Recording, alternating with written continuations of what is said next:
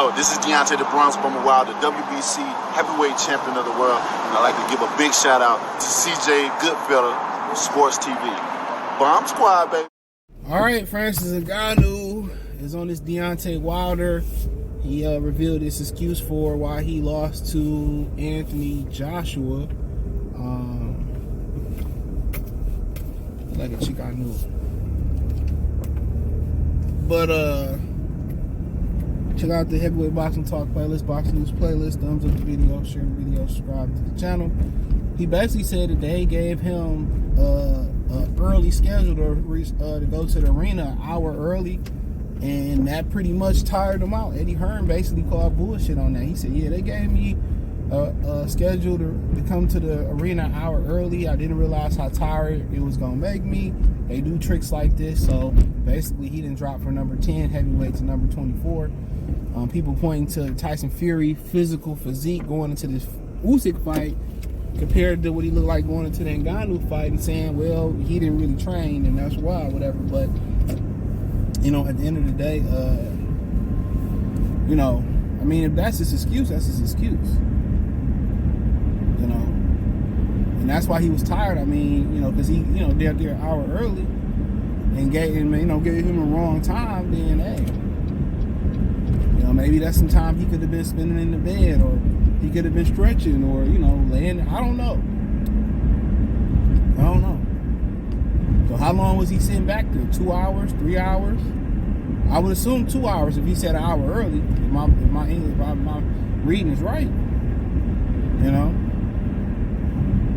know, and then that first punch Anthony Joshua dropped him with didn't even land. That's something that nobody talking about. I posted it on Facebook. That first punch didn't even land. So maybe he didn't have no legs. Because that first punch Anthony Joshua dropped him with that right, that did not land. So either that was a dive, or physically, you know, maybe he was tired. Maybe he was jet lagged. I mean, but it ain't like he ain't already fought over there before. So if an hour was that big a difference, then hey, so be it. You know, then he thinking about ditching his PFL deal to do boxing full time. And I remember that shit happened to the guy I knew. You know, broke his leg on football, just wanted to continue to compete at football, and didn't want to play basketball no more. He wanted to prove that he was durable and strong enough, tough enough to play football. Was better at basketball. So psychologically, you know, when somebody tell you can't do something, a lot of people are just natural competitors and they want to prove that they can do it. You know? So, you know, and I speak on all that rankings and stuff, but, you know, if that's his excuse, so be it, man. I ain't here to knock nobody at this point. You know, Deontay Wilder had some wild-ass excuses. It just wasn't one excuse. It was multiple excuses. But if that's why. I mean, shit, that first punch that Joshua dropped him with, that shit didn't land at all. It didn't land. That first right hand, that didn't land. So either his legs was cooked, you know what I'm saying? Either his legs was cooked, or it was a dive. You know, that's just my opinion. So, but or my observation. But him going around talking about, you know, I would just kept that to myself. I would have kept that shit to myself. No cap. Yeah, I would have died with that one. But when you ain't probably ever been knocked out like that, bro, you don't even know what happened. I guarantee you don't. He didn't anticipate that ass whooping to come. So I know he was sitting there, he was in shock. I remember Deontay Wilder had lost as a professional.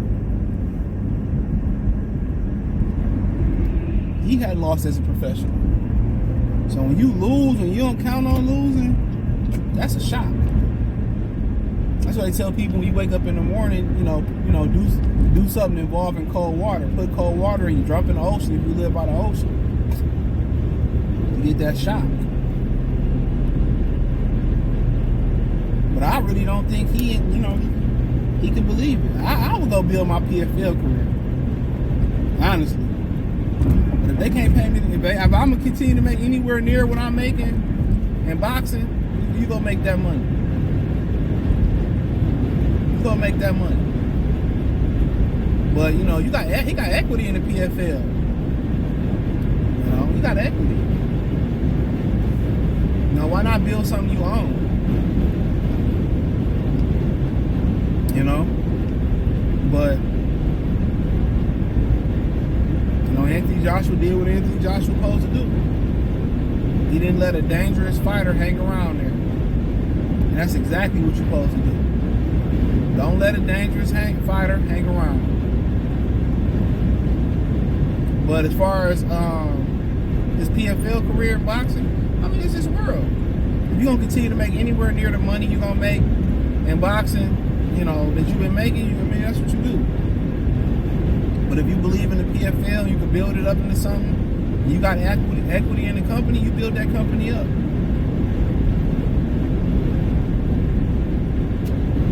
You build that company up, and we can talk about all the major fights that never happened in boxing. But Ngannou and John Jones not happening is criminal in mixed martial arts. That's criminal. That was one of the more anticipated fights. That was the Super Bowl for them at the time. You know, I've seen John Jones like he's a little bit out of shape, and you know, Dana White said it ain't gonna happen. He don't want to pay nobody. He want to front like he paying good money. But his guys keep leaving, keep doing their own thing, going to get money with Jake Paul. You got Masvidal and Nate Diaz going to get some money on their own in boxing ring. He can sit there and lie to everybody about the type of money he's paying these guys. But the fact of the matter remains, his top fighters are doing other shit. Conor McGregor got whiskey and, you know, all types of shit. That's just what it is. But if you know you really believe in the PFL, you really believe you can build that up in equity, you go do that. You build something that you got ownership in. You know? Now, where's you gonna get the opponents to make the big fight is the question. But you being number 24th ranked heavyweight, who you gonna fight? Luis Ortiz, Andy Ruiz? I mean, who you gonna really fight? You gonna get some tune-ups? They're gonna pay big money for tune-ups?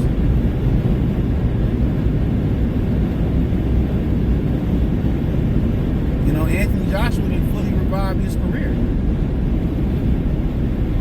People didn't quickly forgot that he lost it 2 times to Usyk. They didn't forgot.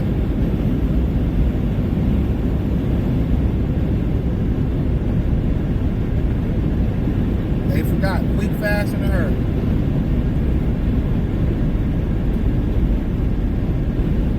So, but you know, he got a dilemma. Could he do both? I mean, yeah, you could dibble back and forth, but how can you master something while you doing something else? Clarissa Shields trying to do both. I feel like when you learn something like mixed martial arts, you got to dedicate your time to it. Because the hand placement and all the posturing is totally different in the 2 sports or the 2 martial arts. And if you want to hang around in boxing, I don't blame you. Do it. You know, if not, you want to do mixed martial arts and all that stuff, I don't blame him either.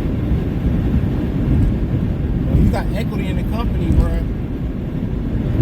you can believe in the company, you can build it up, man. That's something great. You know, maybe they can do a hybrid thing with boxing. Maybe they can do a partnership with some of the boxing promoters and stuff.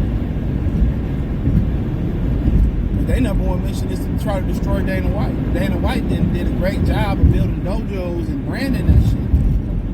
Reebok and apparel, he got all the naming right. So for them to catch up with Dana White, they got to have a good marketing and promotional company to market and promote their products. You got to get sponsors. And you got to get talent research. I mean, Dana White got dojos all over the world. I almost blew my tire off like that one day, bro. He got dojos all over the world.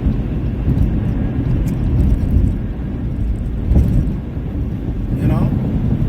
So PFL got to find any potential talent. You know, guys coming out, the Olympics, karate, Taibo, whatever the hell they doing. They got to identify those guys, develop those guys, and they got to build stars. I mean, WWE been doing it for years.